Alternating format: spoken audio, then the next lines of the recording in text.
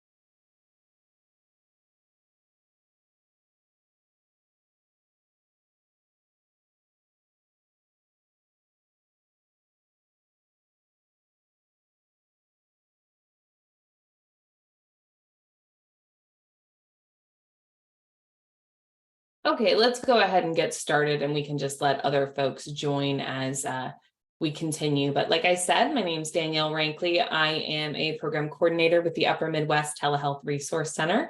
And today we're lucky to be joined by Luke Wortley, who is a colleague of ours from the Indiana Rural Health Association, who's going to be speaking about Beyond Broadband, the introduction to digital equity and telehealth. So I will turn that over to him now. But like I said before, if you have any questions during the presentation, please feel free to put those in the Q&A function. We will have time to go over those here at the end. So I will stop sharing my screen and you can go ahead and start sharing your slides, Luke.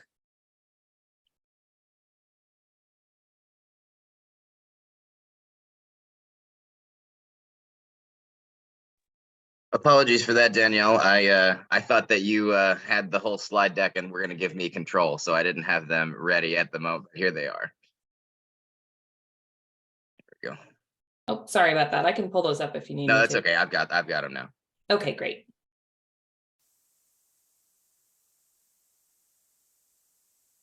Okay. And we can start sharing now. All right. Hi, everyone.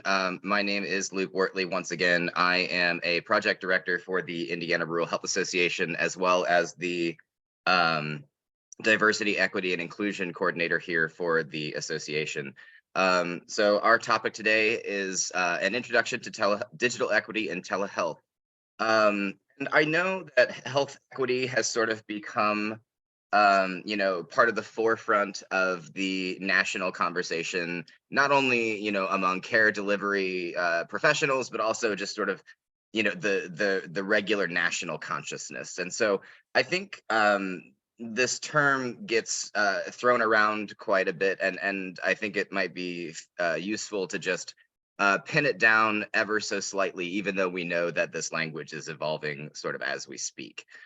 So according to the CDC, health equity is the state in which everyone has a fair and just opportunity to attain their highest level of health. And that is obviously the broadest possible definition of health equity. And so I went ahead and added some extra context from the World Health Organization that clarifies that definition ever so slightly by including the fact that equity, broadly defined, is the, quote, unfair, avoidable, or remediable differences among groups of people. I think it's the avoidable part, and that component is incredibly important to add that context, because what we see, in the healthcare scope broadly is disparate results for different populations. Now, obviously, we know that there are so many factors that go into achieving better health outcomes for individual patients, but it is useful to look at people in the aggregate to see, what is happening. For instance, life expectancy for a Black adult across the board in the United States is nearly 4 years lower than their white counterparts. And so I think the conversation around health equity is trying to suss out not only the the identity-based factors and the environmental-based factors that influence this, but just why that happens broadly. So as it relates to telehealth, I think it's worth applying health equity in the digital space because I think many of the sort of critics of widespread adoption of telehealth pre-pandemic was, that it can't replace in-person care. And while I think some people may still, cling to that position, I think it is important to know that we have obviously seen that telehealth complements in-person care at minimum over the past 3 years in particular. And those health disparities don't necessarily go away just because some people have access to telehealth options to get care where they otherwise might not have been able to. So it's worth noting that health equity concerns and disparities are driven, of course, by social determinants or social drivers of health. I'm not sure how many of you have seen this language evolving, but historically, we've always referred to SDOH or social determinants of health. But the conversation is shifting to drivers of health because the word determinant is, in its root, deterministic, and therefore sort of has the implication that they cannot be avoided or alleviated. So the conversation is starting to shift to drivers of health. And these factors, of course, range from the individual and interpersonal to the structural and systemic, some of which we will talk about here in just a few minutes. One of the overarching concerns, of course, for populations that experience these disparate outcomes that I've been alluding to is general access to care. Whether that's a mobility concern for a person with disabilities or unreliable public transit for an urban patient or a lack of any kind of transportation access in a rural setting. Just they can't get to an appointment or, insert reason here that there's a general lack of access to care. So one of the things, of course, that telehealth tries to do is to alleviate that burden on a base level. But we need to start also being concerned with some of these more nitty-gritty issues as it relates to health equity in the digital space. And so in order to achieve health equity in the digital space, providers and population and public health professionals, industry professionals, everybody that's sort of involved or even tangentially related to the continuum of care as it relates to telehealth and telemedicine has to be cognizant of these disparities and try to seek to improve access and accessibility, in particular, in technology use, to help be committed to growing health literacy, and then to trying to collect good data, analyze it, and publish on the matter. I think that those are all incredibly important steps to take toward achieving better health equity in the digital realm, with the end goal, of course, being justice for all patients on the individual as well as broader level.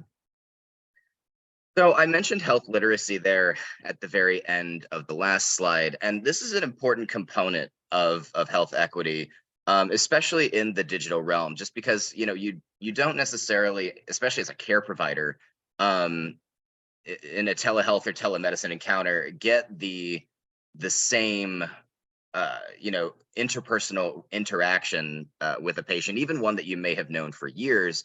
There are certain cues that just sometimes don't come across as well, especially if there are mitigating circumstances like internet speed or audio visual problems, that sort of thing, right? So I think it's important to note that health literacy is a defining factor of digital health equity, because you have to be able to ascertain whether or not your patient or client or whoever you're interacting with can meaningfully understand the information that they're being given and then apply it. So according to the Health Resources and Services Administration, citing the U.S. Department of Health and Human Services Healthy People 2030, they recognize that there are two components of health literacy, and I think this is extremely important. Obviously, these are both intertwined; they don't really bifurcate, but there are some distinguishing factors here. So, on a personal level, health literacy is the degree to which individuals have the ability to find, understand, and use information and services to inform health-related decisions and actions for themselves and others. I think this is a pretty comprehensive definition, especially for the "and others" component. Referring to caretakers and parents and all sorts of other relationships with prospective or current patients. On an organizational level, though, health literacy is the degree to which organizations equitably enable those individuals to find, understand, and use information and services to inform health-related decisions and actions for themselves and others. So, while of course, using a lot of the same words, there are a few key points of interaction here, where on an organizational level, like if we want to continue to promote health literacy broadly across the board for prospective and current patients, we have to be able to take on the role of enabling those factors so that they can use these digital services across the continuum of care to make adequately informed decisions. So as it applies to telehealth directly, we know, of course, telehealth offers a ton of solutions in various modalities across the continuum of care to alleviate access disparities.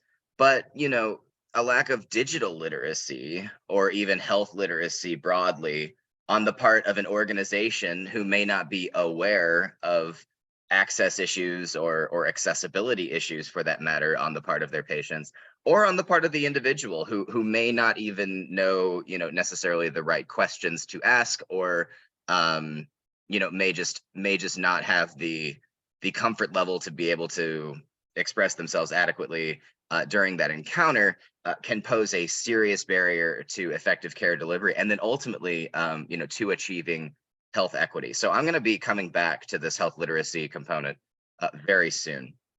So I've been talking about disparity here quite a bit, and I think it's worth noting that this is one of those other words I think that gets thrown around, and I don't think we necessarily really drill down, because we all think we kind of know what it means. But just to level set here a little bit, the Kaiser Family Foundation describes what is, in my opinion, the most succinct and useful definition of health disparity by defining it as differences in health and healthcare between groups that stem from broader inequities. So, I'm going to get into these inequities here in just a moment, but it's worth noting that in the digital space, the evidence base is relatively shallow compared to the nearly 2 centuries, right, of in-person care documentation and historical record and rigorous academic research and stuff that we've had published across the world. And so we're only just now, I think, really starting to build an evidence base, and in many ways that was in large part due to the onset of the COVID-19 pandemic and the declaration of the public health emergency that really facilitated the expansion of telehealth usage and telehealth adoption broadly. For instance,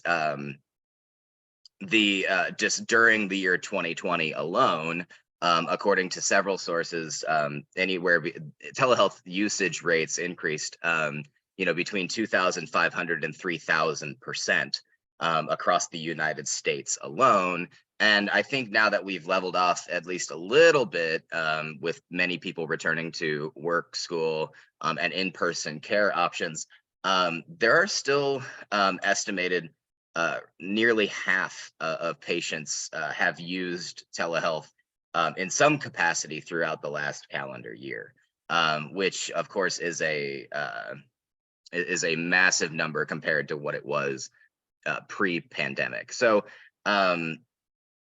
we do need to note, despite all of this, that there are still health disparities that occur even with telehealth adoption and expansion. That we all know that telehealth is not a panacea. All of us who are advocates in the telehealth space know this. I don't think anybody's presenting it as such, but nevertheless, it's good to be aware of the nuances of the situation.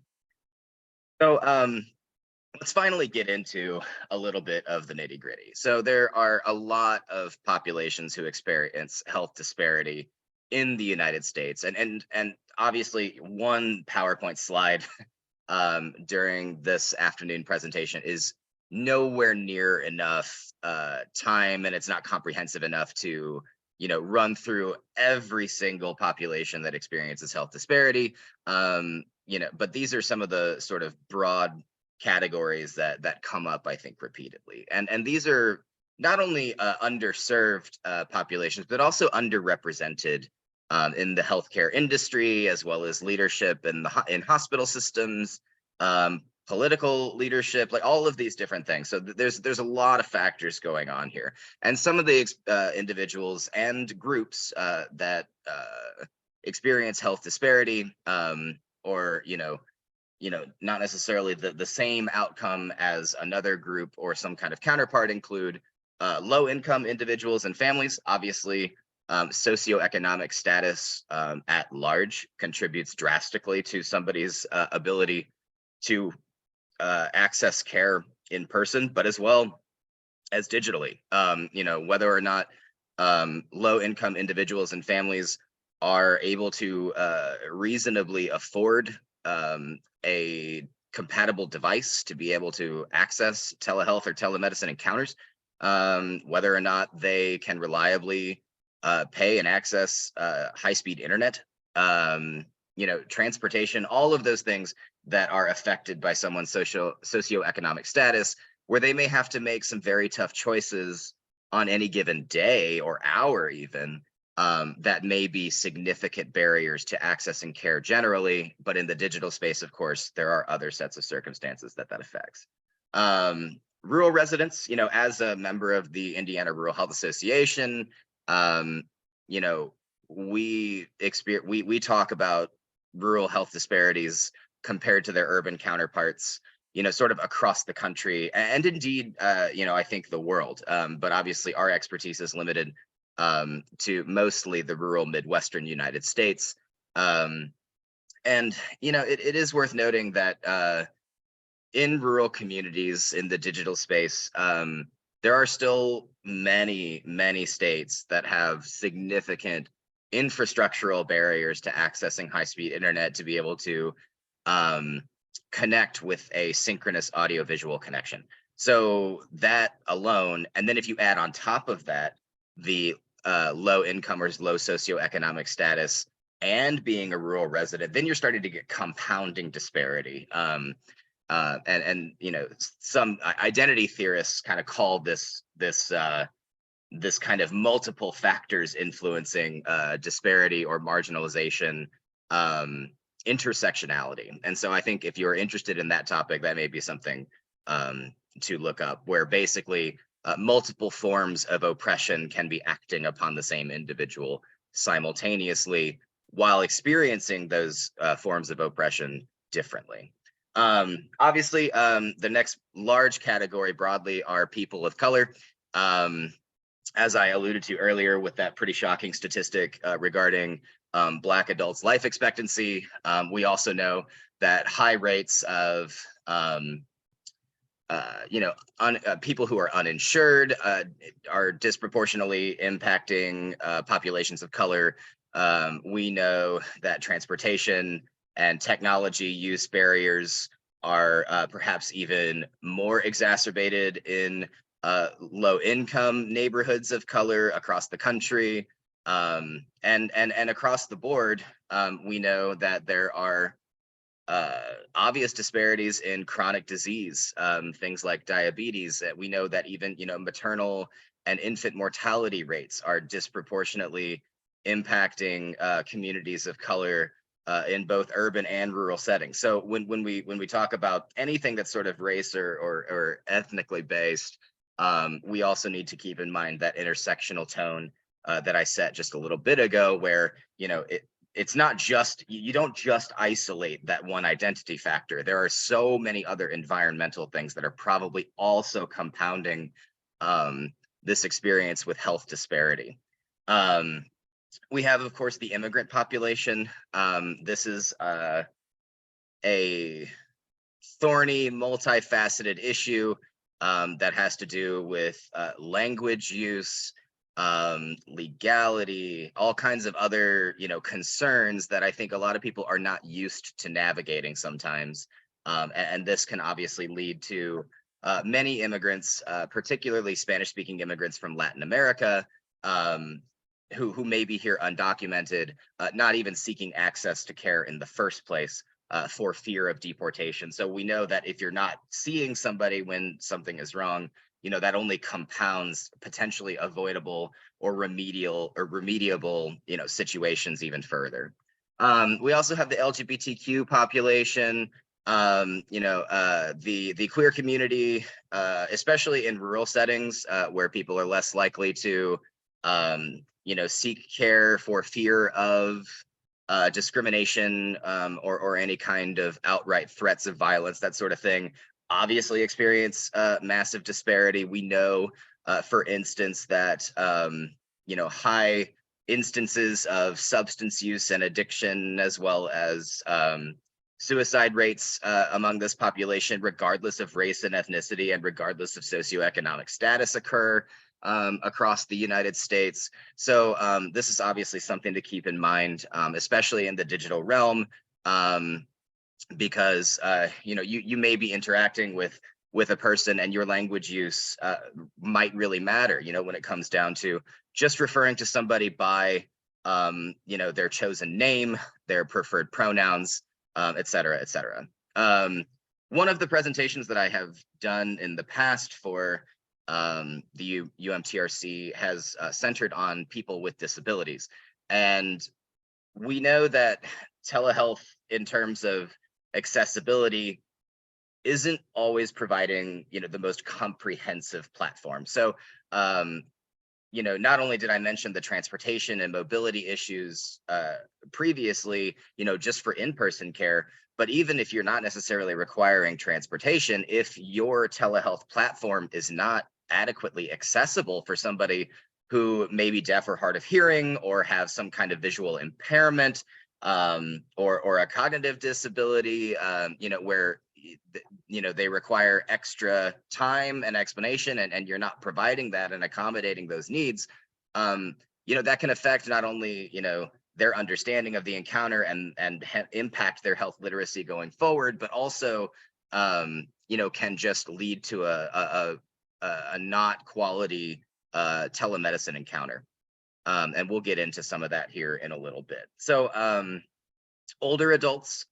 So for this, I'm referring to what the Census Bureau defines as older adults. I'm not making any kind of value judgment or trying to inflict any kind of generational insult here, but we're referring to US residents aged 65 years and older.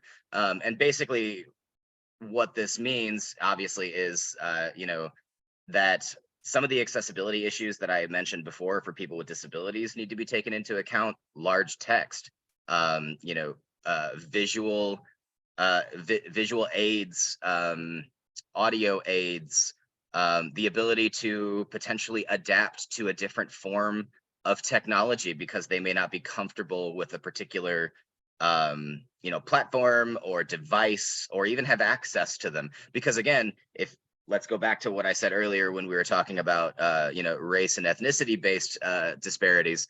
If you're an older adult, a person of color who lives in a rural community, who might live below the poverty line, despite the fact that you might be double covered under Medicaid and Medicare, and have, ostensibly by the numbers, the broadest access to care you could possibly have. Like, if you don't have a smartphone in the house, then, that is a disparity that needs to be addressed in the digital equity realm. And then finally, one of the populations that, unfortunately, much like people with disabilities, sort of gets left out of these conversations, I think all too frequently, are, of course, veterans. as they return from any kind of active duty, or are in active duty right now, or even on leave, we have to be cognizant that the way that they experience the world is just going to be fundamentally different than a civilian. So I think all of these populations, as I mentioned before, are sharing not only identity-based markers, but environmental factors and all kinds of other things that are beyond their control that are influencing the way that they experience health disparity. For instance, just to go back to that low-income individual and family situation, it's worth noting that the Journal of the American Medical Association publishes every year a sort of like roundup of life expectancies based on different race and identity markers, socioeconomic status, all these different factors. And the latest data shows that high income earners in the United States live on average 10 years longer than people who would be considered low socioeconomic status, or even within 100% of the federal poverty line, one way or the other on that spectrum. So these are real, these are not just kind of buzzwords that everybody kind of wants to talk about. These are really materially felt impacts. And we need to understand how that affects our encounters with people in the digital realm. So since we are talking about Ohio, I wanted to talk about some Ohio-specific metrics. And I know that the title of the presentation is, of course, Beyond Broadband, but it is sort of the elephant in the room, right? There was a few years ago, right, where a lot of 3- and 4-letter organizations were talking about broadband access as the super determinant of health, right? And I think that term fell out of favor somewhat just because it sounds sinister, but it is nevertheless an important factor here. Innovate Ohio, I don't know if any of you know about this website, but it is an extension of the Ohio government, particularly Governor DeWine's administration, that tracks Ohio broadband coverage and usage and price and all of that. And there's a link to the coverage map here in this slide deck in green there. But the latest maps are pretty startling, that even after the pandemic and all of the resources that have been dumped into infrastructure, reform, maintenance, repair, and updating, that nearly 300,000 households, or over 1 million Ohioans, lack access to high-speed internet. And of course, we know, based on the maps, if you look at the counties, that many of them tend to be concentrated in rural communities. And the CDC, in its most recent data briefs in 2022, that is, state that 37.0% of adults use telemedicine services in the past year. Other agencies are saying that that's quite a bit higher, upwards of 46 to 47.5%.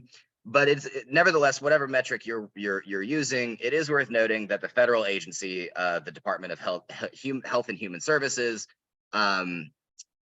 states that telehealth use rates are lowest among Midwest residents than in other geographic regions. I think the highest telehealth usage rate, according to region, is the Southwest United States, with, I think, California comprising the lion's share of that data.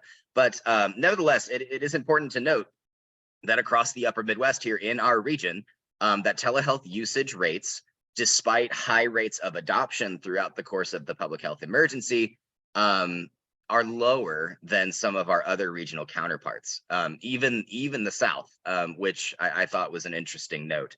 And I'm not exactly sure what accounts for that, because broadband access broadly across the Midwest and the South that comprise states that are largely rural, with some large urban centers scattered throughout, they're comparable geographically in that way. So I think it's interesting that the Midwest sports a lower telehealth usage rate on the whole. It's also worth noting that the Health Resources and Services Administration and the Office for the Advancement of Telehealth there at the federal government do publish their fiscal year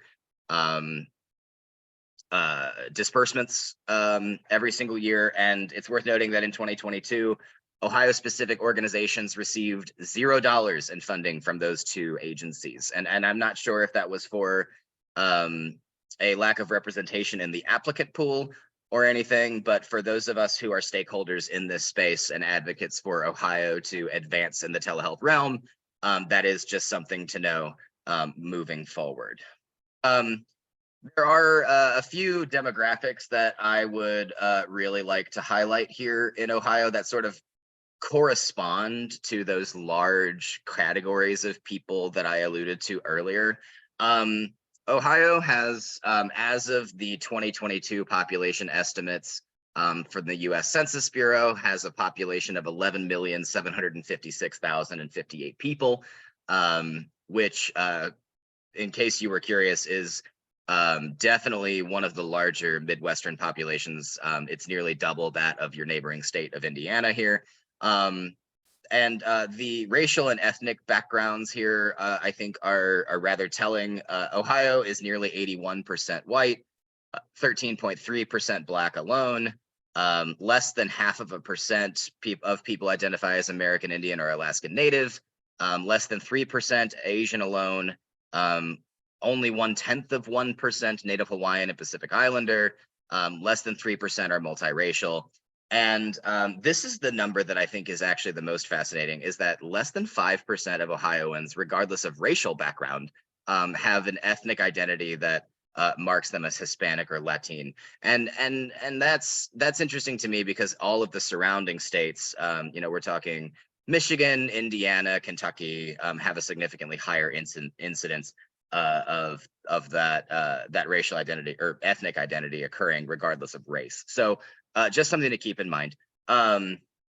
As with many Midwestern states, the age 65 year and older population overrepresents compared to some of the more urbanized coastal states. So that's definitely something that we need to be cognizant of, just in the broadest scope possible. Ohio's male-female ratio, of course, is pretty much in line with the rest of the United States. And of course, as we talk about the gender spectrum and identity spectrum broadly, we know that binary, of course, is not necessarily reflective of everybody's gender identity or expression, but that is the way the Census Bureau still collects data. So nevertheless, I'm going to report it as such. There actually is quite a large veteran population of Ohio, nearly 6% of any one county, and sometimes even higher concentrations, particularly in rural communities throughout Ohio, identify as veterans. And then finally, the Ohio's rural population is nearly 1 in every 5 Ohioans live in a rural county.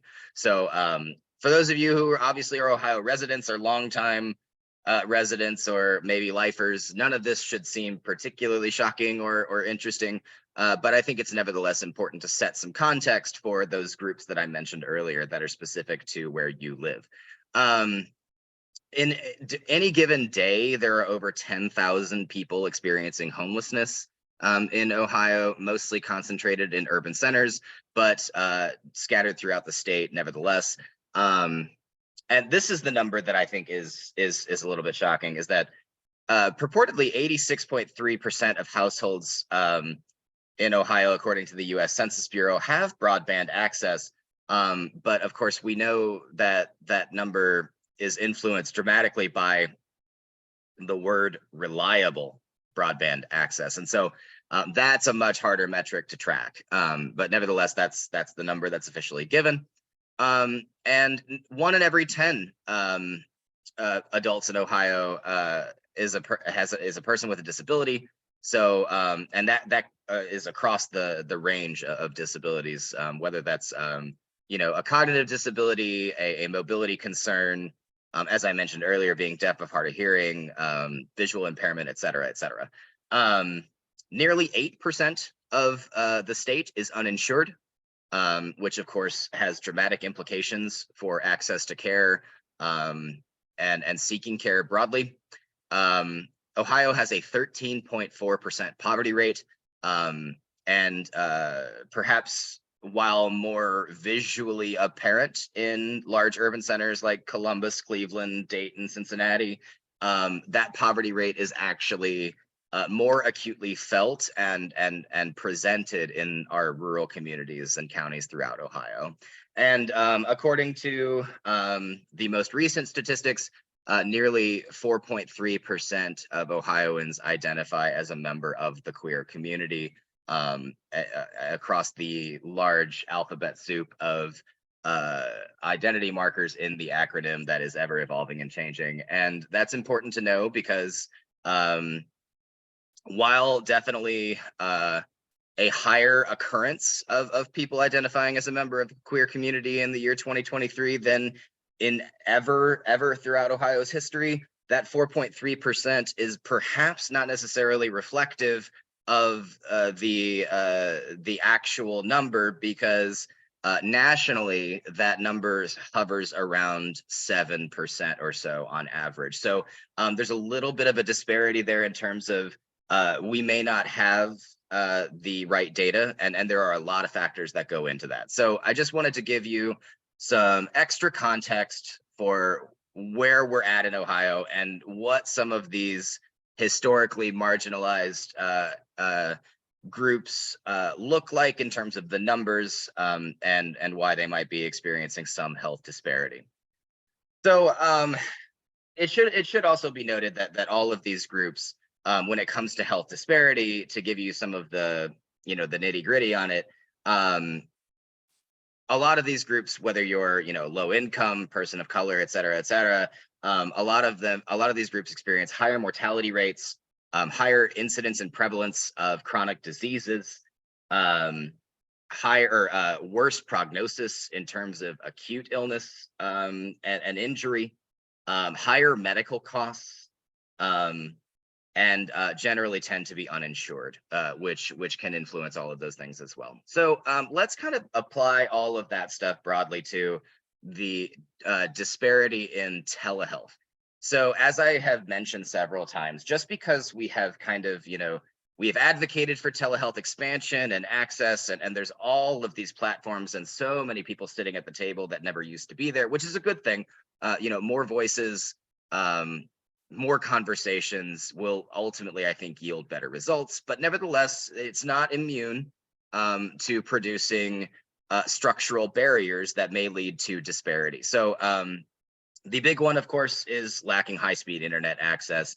If you do not have a reliable connection for audio-visual synchronous care, depending on how the system or care provider or agency that you're working with, some of them may not even offer the telehealth service over the phone, or so it's that is obviously the big one, but nevertheless I want to move beyond that, as stated by the title of the presentation.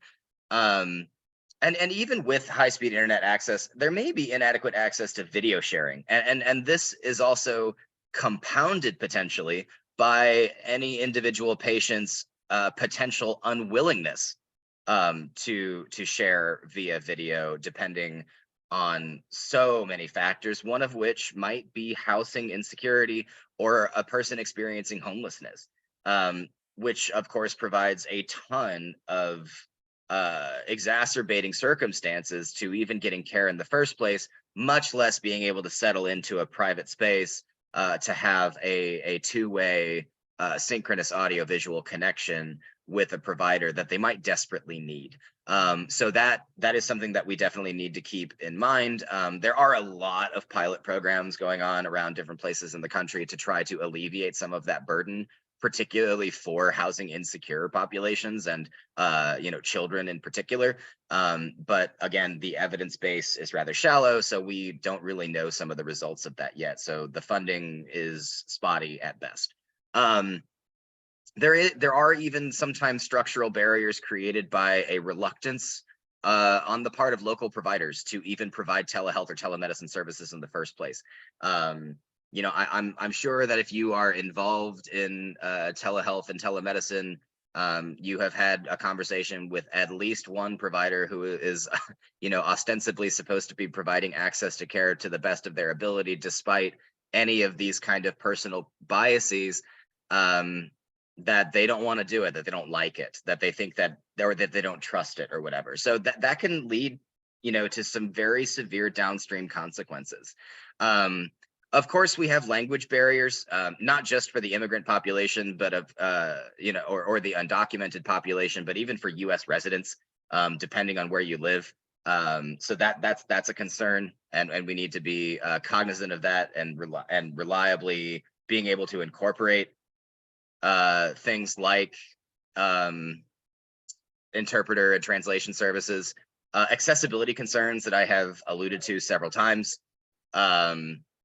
Large print, things that are and this is the one that I'm going to get into later, but many providers, I think, don't know how easy it is to be able to provide services and resources through telehealth, but that they are not actually compatible with voice or text to voice software that many patients with disabilities might use, who don't necessarily have, the fine motor skills to type at the rate that they would normally talk, or something like that, or that, for them to reference something later, if you give them patient materials, that certain file formats may not necessarily get picked up on by software like Dragon or something like that, that reads out those transcripts. So those are things to be cognizant of as well. Of course, insurance status, we've talked about it over and over again throughout the course of these last 35 to 40 minutes. Being uninsured is a remarkably precarious situation to be here in the United States, and it exacerbates so many other already, overarching concerns, and access to care is, of course, one of them, even in the digital realm. Regulatory issues, as all advocates of telehealth know, regulatory concerns and reimbursement are kind of the two big, systemic barriers that many of us face, in the sense that, sometimes there may be a lot of provider buy-in across even a large system, but maybe the reimbursement rate is not adequate to sort of justify, I use scare quotes on that, the cost in terms of time and resources and personnel to provide XYZ services via telehealth. So then there's these, these questions, and then from a regulatory standpoint, can you even do it? And, there's all kind, and so then you come to us right here at the Upper Midwest Telehealth Resource Center and ask for technical assistance, and that's time, that's labor, that's all kinds of extra stuff. So I mean, being able to find a common ground, I think, from a regulatory and reimbursement standpoint, is going to be paramount for alleviating this disparity moving forward. And of course, we only can do that if the evidence base becomes more robust, and legislators can have access to that information, and it can be communicated to them in a way that is not only digestible, but actionable as well. So let's actually talk about, what do we do? Because I think a lot of times conversations around equity and justice ultimately, or even inclusion, begin with us kind of touting all of the problems and then kind of recapitulating over those over and over again. So I'd like to offer at least some resources that you can explore on your own, and a synthesis of all of the different strategies that I've come across from a lot of organizations that seem to be making telehealth more equitable across populations, especially ones who are marginalized. So the first thing obviously is going to be optimizing telehealth for these vulnerable and underserved populations. It has to be part of the workflow. It has to be part of the vocabulary that we have. It has to be a priority. It has to just be something that we do. It may seem like there's an overemphasis on X population or Y group or whatever right now, and that it's an over course correction. But what I would maintain is that, even though it may feel that way now, ultimately prioritizing it will mean that it is better not only for those populations, and that it will just be routine. And that is the ultimate goal. That is justice. So some steps to take to ensure equitable telehealth access. is number one, you have to improve accessibility, especially for patients with disabilities and older adults. That is priority number one. Both of those populations are in many cases more apt to use technology as a complement to in-person care via telehealth and telemedicine. So accessibility concerns must be addressed. I talked briefly about having your patient resources and file types be optimized for other supplementary and complementary software that people might use, large print, et cetera, et cetera, et cetera. The biggest one I think that we don't talk about is measuring patient satisfaction, not only with the telehealth encounter from a care perspective, but also technology use, et cetera, et cetera. And I'll get into that here in just a minute, but also their comprehension and how literate they feel, like how conversant are they in whatever the encounter resulted in, and how can they implement, any kind of action steps moving forward as a result of the telehealth encounter. Obviously, we need to emphasize inclusion broadly. As with any kind of care delivery mechanism, you have to ensure staff buy-in. And then you have to ensure access to translator and interpreter services to overcome some of those language barriers. And then, of course, at the very minimum, despite all of these suggestions and strategies and all of these big, interconnected, complicated issues I've been talking about, you can't be too rigid. You have to remain flexible. And I think this is something that we all know, despite the size of any organization that we might work in. So let's talk briefly about some of these concerns. Accessibility is the big one. And I think often, as it states here on the slide, we conflate the term access and accessibility. And even, of course, they're related just on a pure root, linguistic level. They are distinct concepts when it comes to digital care delivery in particular. So just to go over the bifurcation of those terms and what they mean separately, access is the ability to obtain services based on material and environmental factors. That's it. It's just the ability to get care, period. Accessibility, on the other hand, specifically considers the needs of patients with disabilities and modifies those services accordingly so that they can be used more effectively by people in that population. Some best practices that I've seen across the board in medical journals that keep coming up over and over and over again is doing the preliminary work before the appointment to assess technology needs. This is so crucial because even though it may take more time and seem onerous to do this all for one person, it can really, really inform and influence how you interact with the disability population moving forward. So this is, doing patient intake, finding preferences, sussing out the need for an ASL, American Sign Language interpreter, maybe having to budget for a little bit of extra time because maybe they have a caregiver who has to, relay information in a specific way. They may have extra questions, right? If you do that work on the front end, even with just one patient, it can make all the difference and can be used to inform future encounters. And then, of course, ensuring resources are available in different formats, audio, large text, braille, and are compatible with screen readers and other tools. The next component of this is to measure key metrics. And I'm going to go back to that patient satisfaction and literacy bit here right now. One of the most persistent issues with telehealth advancement in the United States and indeed around the world is a shallow evidence base compared to in-person care, as I stated off the top. And one of the ways that we can do this is by administering a sort of standardized practice to collect that data so that it can be used to inform policy as well as protocol, even within a small outpatient clinic.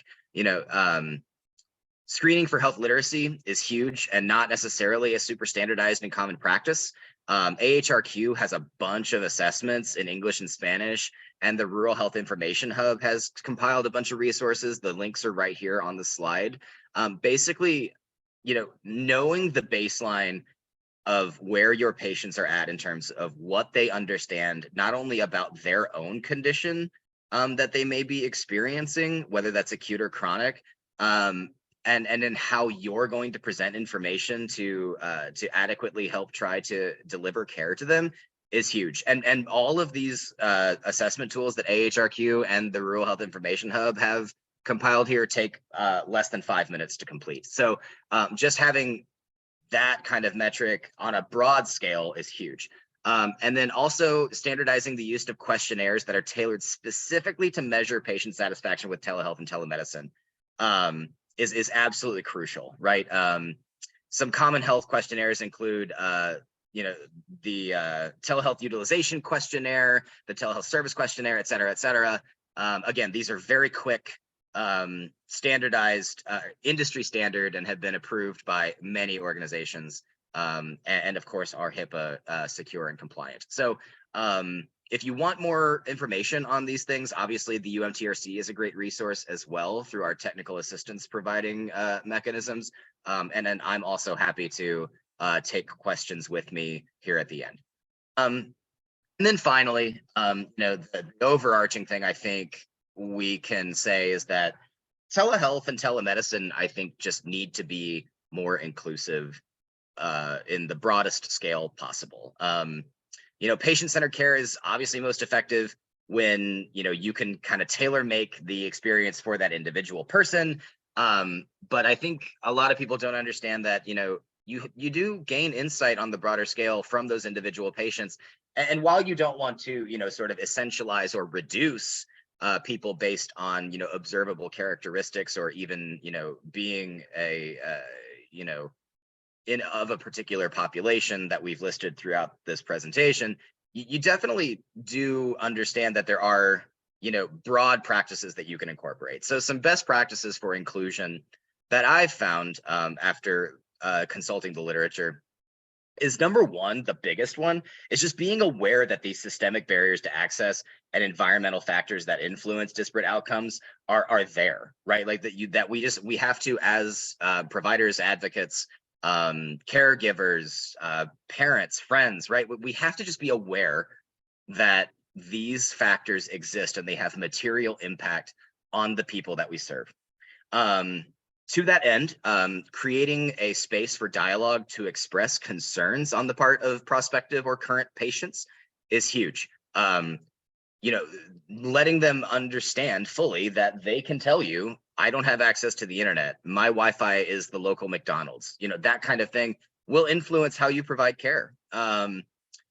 I think sometimes framing telehealth as an extension of care can be an incredibly inclusive move, because some people may just not have a super huge trust of technology. And so not necessarily framing telehealth as this kind of end-all be-all replacement for their in-person care options, but more of a supplementary tool to help make their lives better is also another way that we can be more inclusive. Obviously, organizations like the Telehealth Resource Centers across the country and the National Consortium of Telehealth Resource Centers providing technical assistance and support is huge, just because we need people who know more about this than we do to answer those questions. And that is an inclusive move in and of itself. Obviously, as I said before, incorporating interpreting and translation services into digital clinical workflows, you just make it part of what you do, right? Staying cognizant of clinician burnout with increased telemedicine access. This is big. Obviously, clinician burnout is one of those other elephants in the room that everybody kind of knows exists, but we kind of keep kicking the can down the road. And we, as advocates for this space, need to be cognizant that that is a possibility. That, in addition to their regular patient load in person, that if we're expecting them to take telehealth appointments as well, that can have a negative impact on the way that they do their job. Finally, ensuring patients having accessible, legible resources on hand and being able to connect them with supplementary resources in their own community, right? We have more access to information than ever before, and sometimes just a quick Google search with the right terms because of your expertise in the field can make the world of difference for that individual patient. And then you can share that information audibly via the webcam, or put it in the chat so that they have access to it later, right? And then finally, prioritizing cultural competence.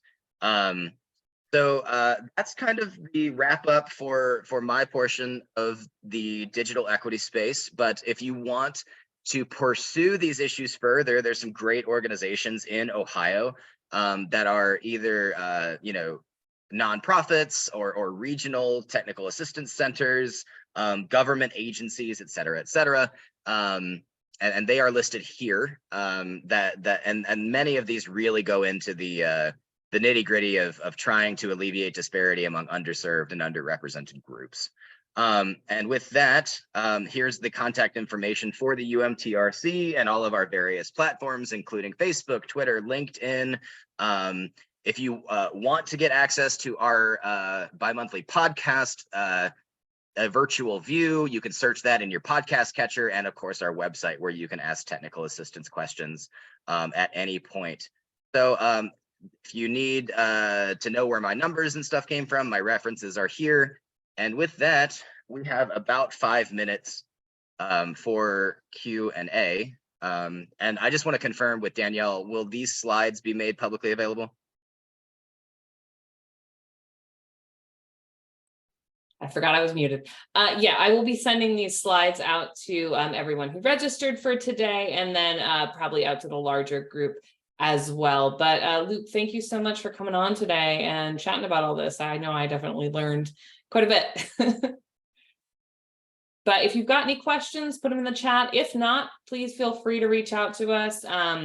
We can forward those to Luke or address any other concerns you might have. But yeah, thank you all for attending today. Thank you for your attention. We really appreciate it. Yeah, I would just like to draw attention to everybody in the chat. There is a link that one of our coordinators, Jessica Devine, has posted to please complete the evaluation. It's extremely important for our metrics that we submit to our funding agencies at the federal government. And I also posted a link from the National Consortium Centers that is a digital health navigation toolkit, which is an incredibly useful tool for navigating some of these issues of access and health equity and accessibility. Great, thanks so much. And all right, if there are no questions, we will hop off for today. Our next webinar will be next month, and I will send out information about that shortly. So thank you so much for joining us today, everyone.